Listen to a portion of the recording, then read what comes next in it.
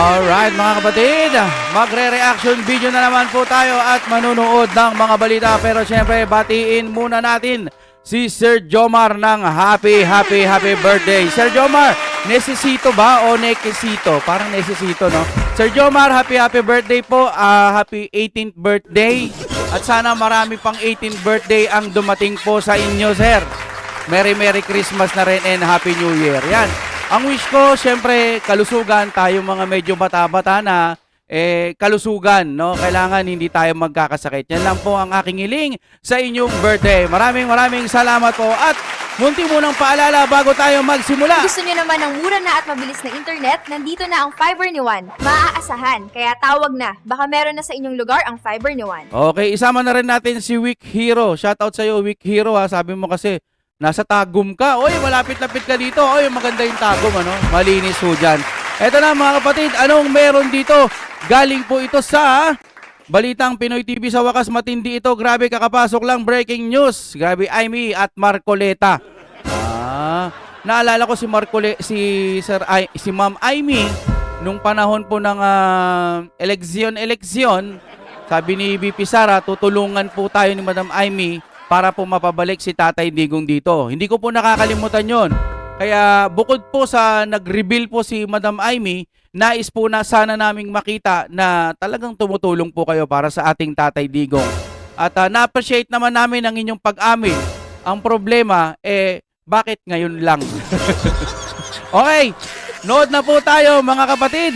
Ayan, Balitang Pinoy TV nasa description. Tama ba o tama? Para ilipat from PhilHealth, ilipat sa ibang Isa ka dyan, di ba? Teresa, ako yung nagtatanong lang. Di ba pumirma ka rin dyan? Tapos pupuri mo si Supreme Court, hugas kamay kang animal ka? Kala mo na... So pumirma siya na ilipat po yung sa PhilHealth, yung budget. Tapos ngayon, sabi ng Supreme Court, ibalik. Pinupuri ngayon ni Risa. Wow. Hugas. Napakalinis mo. Sabi nga nila, ikaw ang reyna ng insertion. Amendments lang. Insert here, insert pa doon. O kaya lang, hindi insertion ang tawag mo, amendments. Amendments. Diba? Tama ba? O tama. Alright. Huwag kalimutan mag-like mga kapatid. Napaka-importante sa akin. TV.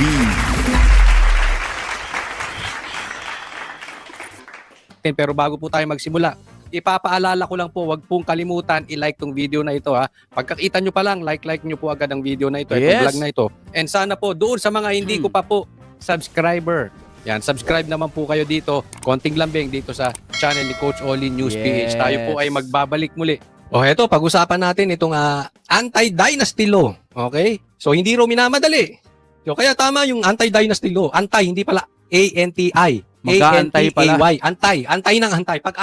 Pag-aantayin lang tayo nitong kalokohang dynasty law na sinasabi dito si Sandro. Pero pag-usapan natin, anong masasabi dito? Napakaganda, pakinggan po natin yung sasabihin dito ni si Senator Aimee, nakalimutan. Nakalimutan si Ma'am Aimee. Marcos nga. Pangalan mo? Marcos ka nga pala kasi. Senator Aimee at saka si Senator Marcoleta. Kaya natin yung lumalaking sunog. Hindi ba itong apat na priority bills ay pamatay sunog? O wala namang, parang sincero naman doon? Ko alam, hindi ko maintindihan yung mga congressman nung nag-meeting tayo sa Commission on Appointments, abala. Tanong sa akin, seryoso ba yan? Abala yung mga congressman doon sa anti-dynasty. Kasi alam naman natin hindi papasok tong batas na ito dahil sino mag-a-approve niyan? Hindi mga congressman. Sila nga yung maraming kamag-anak. Even Boji D, ang daming kamag-anak sa politika. Even Marcos, ang daming kamag-anak sa politika. Kalokohan po yan, no? Yung ginagawa nito si Sandro. Dynasty. Sabi ko, ang totoo, nakapag-hearing ako, noon chairman ako, matagal akong chairman ng electoral reform. Yun ata yung hindi na pwedeng mga magkakamag-anak yung tatakbo, no? Baka pag pinatupad nyo yan, Duterte lang ang political dynasty, mga Duterte, hindi na pwedeng patakbo yung mga magkakamag-anak. Baka ganun lang, ha? Baka puro Duterte lang, ha? Nag-hearing kami dyan sa anti-dynasty. Ang totoo, hindi yan ang first time na magkakaroon tayo ng anti-dynasty provision. Ang tagal na yan, nasa batas na yan, eh. Kaya lang doon sa dulo, Oo, totoo yun. merong clause Okay, papakinig natin mamaya. Kung maalala niyo sa SK, sa Sangguniang Kabataan, meron ng provision na hindi pwedeng kamag-anak, hindi pwedeng anak, hindi pwedeng yung asawa or apo, at kinakailangan pamangkin, di ba, third or fourth consanguinity or affinity doon sa SK law. Pero sa kagalingan ng Pilipino, nalulususan pa rin. Talaga naman ang dami Yun naman. lang. Ako, sa akin walang issue. Kung magkakamag-anak naman sa politika, basta effective. Halimbawa, no, sa lugar nila, pag Duterte ang mga namumuno, maayos. Halimbawa lang din naman, dun sa North, kung puro Marcos dun, gusto naman ng mga kababayan nila, bakit, di ba? Di Marcos na lang din. Ganun lang, di ba?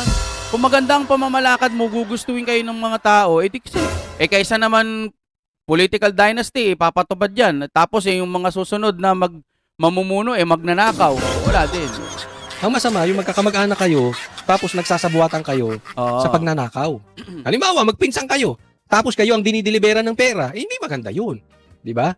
Dapat, yung bilang magkakamag-anak kayo, kayo kagamit-gamit sa Pilipinas. Hindi ginagamit nyo ang Pilipinas. Kaya nauuwi sa definisyon mag-re-resign yung tatay na kapitan, halimbawa, pagkatapos yung asawa ang tatakbong kapitan at yung anak ang tatakbong SK. O dinalusutan na naman. Time lang.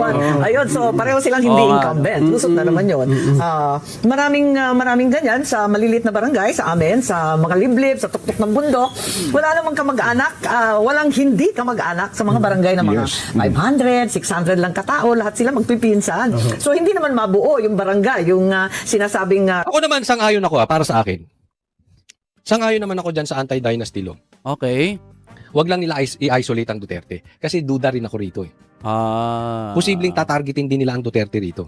Okay, baka mamaya sasabihin, ang dati nang naging presidente, at ang anak ay hindi na pwedeng maging presidente. Baka mapunta tayo sa ganyan. Oo nga, no? Kung papatupad nila yan, parang nakaka-bullshit na ulit. Talagang gagawin talaga nila lahat. Oo nga, no? Baka mangyari yun, no? Okay, napatupad na ang political dynasty. Pinaigpit, pina-strong, pina-super strong. So, ang mga dating Duterte hindi na pwedeng tumakbo. Ang mga dating Marcos hindi na pwedeng... Wala nang boboto sa Marcos Kaya, political dynasty na lang nila. So, ang mga dilaw na Aquino hindi na rin pwede. So, papasok ngayon si Risa Ontiveros. Lahat talaga. Wala lang naiisip ko lang. Kumbaga, vision lang to. Halatang-halata naman Duterte na naman ang tinamaan. No? Kung yan ay seryoso sila, ako isang ayon din naman dyan. Meron din maitutulong yan sa bansa natin, gawing patas. Pero sa akin lang, wag ngayon. Dahil kitang-kita naman natin, they are on their full throttle. Todo na po ang gobyerno ngayon para sirain si BP Sara. Baka mamaya, sana naman tayo mapunta dyan. Bukod nga sa sinasabi nitong mga ito, na ito ay pamatay sunog, distraction, para wag pag-usapan yung baha. At konseho ng SK, hindi mabuo kasi lahat naman sila magkakamag-anak. Tama. So, marami talagang problema yung Dynasty Bill. Kahit gustong-gusto natin maisatupad, ang realidad, ilan ba yung Dynasty? 67% daw ng Kongreso, tama ba? 72 yata? Mas malala. Pagkatapos, Hoy, ang dami pala. Halos pala magkakamag-anak. Paano yan? Bakit nila Bakit yan ang inuuna? Teka lang. Bakit yan ang inuuna nila? Bakit hindi nila unahin yung mga nangyayari sa Pilipinas, yung mga pagnanakaw? Matatabunan na yung pagnanakaw? Matatabunan na yung flood control? Wala na, hindi na natin papakinggan. Wala na tayong papakinggang hearing. Wala nang aksyon. Diskaya na ang ikukulong o kaya mga kontraktor. Tapos ang usapan, next year, budget na naman, bycam na naman. Ay, wala akong ganun. Senado yata, mas mataas. Marami. sa Senado, 4 ang magkakapatid. Opo. So, yun. Villar, Cayetano, Tulfo, tsaka Jinggoy. Jinggoy, Estrada. 4 po, di ba? 4 na pare.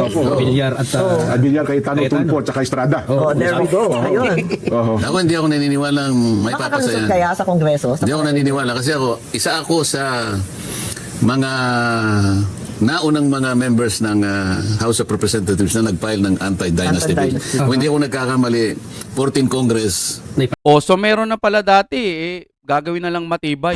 Okay na yan, huwag nyo nang pag-usapan yan. Pag-usapan ulit natin yung flood control, no? Ay, Nalalayo. 15 Congress. Alam mo, ang sa krus, 14 or 15 Congress, so that was 4 years ago, 5 years ago na. Wala talagang nangyari dyan sa anti-dynasty law na yan. Kaya nga sabi ko sa inyo, kaduda-duda, ito, pagpasok ni Sandro, Ay. nililigaw talaga ang usapin. At remember, ha? Oo. Isa sa tinutukoy na arkitekto o mastermind niya si Sandro. So talagang gusto niyang malayo patungkol sa ghost projects. So, Oo nga. maraming sinasabing proyekto. Ito si Sandro, kaya nga pinagbintangan pa tong Pork Barrel King. Bakit hindi niya mapakita kung asan yung mga yon, 'di ba? Kaya Ayun. hindi natin maalis sa isipan na nililigaw talaga ang usapin tungkol sa ghost projects. Illustrations. Hindi na agenda sa Hindi committee. yata nakalendaryo, di ba? Isipin mo yung kailangan lang makalendaryo man lang mapag-usapan man lang. Wala. Alam po ninyo, nung kinalendaryo ko, ang daming nagalit sa akin. Oo, Walang yan. yata nag-hearing. Ah, ganun Dalawang ba? beses ako nag-hearing. Yung ikalawang hearing, wala nang sumipot. Tapos hindi na nakikiusap sa akin. Galit. Paano ba ito? Ako, tinanong ko lang yung COMSEC. Sabi ko, COMSEC medyo nagtagal ha. Yung anti-dynasty ko matagal na ito eh. 8 months na ako. Binibilang ko eh. Kausapin niyo po si chairman. Ayan, so sinabi niya, kinakausap niya yung COMSEC. Ano sabi niya? Sabi, kausapin niyo yung chairman. O pinasa siya. Alam nyo, sabi ni Coach Oli, okay naman daw sa kanya. Pero kayo nga, baka Duterte ang mapagbalingan na naman ito. Dahil nga, si BP Sara, di ba? Ang sa akin naman, okay lang na magkakamag-anak, di ba? Okay lang naman basta maganda yung trabaho nila. Kaysa naman, yung papalit, nako, wala nang mga Duterte. Sino nang papalit? Nako, baka yung mga pumalit dyan, pabayaan na naman yung Davao City. Parang ganon. Ibahin natin yung lugar. Halimbawa, si Isko Moreno. Kung yung mga katulad niyang kamag-anak, mababait din. Halimbawa lang naman, di Moreno na rin. Pero kung maibibigay mo sa iba, halimbawa sa Caloocan naman, malapitan. Malapitan. Yung mga kamag-anak, malapitan. Dati, Alonso pa ngayon, Mayor Alonso. Ano ba yung mga dati? Nakalimutan ko na. Yun lang na. Mag-anak, di ba? Kung ang pumalit dyan, guguluhin nyo. Wala rin. Nasa tao pa rin kasi kung sino yung gusto nilang iboto eh. Minsan nga, pag puro ganun ang apelido, tas ang papangit na, sinusuka na nila. Ayaw na nila. Pero yung papalit naman, maganda, okay na okay, pero madidisqualify. Tsaka, hindi pa to napapanahon para pag-usapan. Ang pinaka dapat pinag-uusapan ngayon, yung flood control po. Para sa akin, okay yan, sige, pag-usapan ninyo. Pero maya-maya, balik nyo ulit dun sa flood control. Hindi ho kasi, alam nyo, kung maliligaw at maliligaw, kunwari proyekto, ang pinakamagandang proyekto po, mapababa ang kilo ng mga bilihin. Yung mga pangunahin, mga essential, etc. Tapos magkaroon ng mga trabaho, pagandahin yung mga lugar-lugar. Hindi yung magkakamag-anak. Ano bang mapapala niyan? Hindi pa yan, para sa akin hindi ho yan priority. Mas marami pong magandang dapat unahin para po mapalago ang ating Pilipinas, mapaganda ang ating Pilipinas. Hindi yan usapin, kagaguhan yan. Naliligaw lang, ililigaw lang tayo. Dapat malaman natin kung sino yung mga makukulong. Yan yung nasa gitna, si Saldico. Sa tingin nyo, pag nakulong yan, matatapos na ang issue sa Nakawan? Hindi, para sa akin, hindi. Dapat mapalitan kasi lugi ho tayo. Sabi kasi ni Madam Aimee, gumagamit daw yung niya, ang kapatid niya. Di lugi tayo, hindi natin nalalaman kung gumagamit nga o hindi. Sapat ba na itanggi niya lang? Dapat nga, di ba, follicle test. Tama na rin yung issue na, hindi, matagal na yan. Dati naman na nagpa-drug test yan Paulit-ulit na lang yan yung issue Bakit hindi kayo magpa-test ulit? Wala namang problema. Para mapanatag po yung kalooban ng mga kapwa Pilipino natin na, hindi naman pala adik. Ganun. Diba? Kaysa naman, naghihinala yung mga kababayan natin. Tapos nakikita, mali-mali yung mga desisyon. Biruin mo, si Sandro ba yan nagsabi?